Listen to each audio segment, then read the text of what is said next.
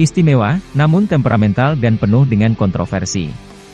Begitulah penjabaran singkat tentang sosok Eric Cantona, striker ternama Manchester United di era tahun 1990-an, berjulukan The King, alias Sang Raja, dan sangat identik dengan nomor punggung 7 sebelum David Beckham.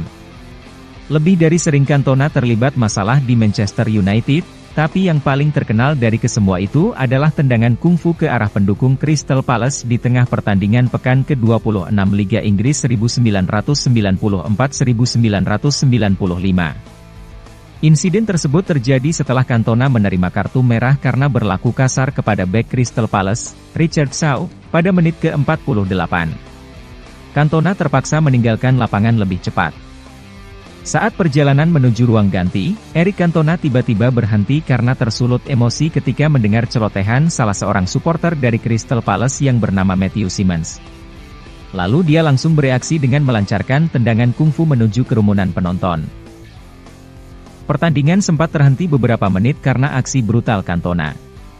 Minus satu pemain, Manchester United justru berhasil mencetak gol terlebih dulu lewat aksi David May pada menit ke-56. 10 menit menjelang bubaran kubu tuan rumah menyamakan kedudukan melalui aksi Gareth Southgate. Skor berakhir 1-1 menutup laga Liga Inggris yang akan selalu dikenang sepanjang masa dengan embel-embel panggung tendangan kungfu Eric Cantona. Cantona menerima hukuman berlapis atas aksi brutalnya. Dia dijatuhi sanksi internal Manchester United berupa denda senilai 20.000 pound, atau sekitar 300 juta rupiah. Pada sisi lain, dari pihak Federasi Sepak Bola Inggris menjatuhkan sanksi berupa pembekuan selama 8 bulan serta denda 10.000 pound, sekitar 150 juta rupiah.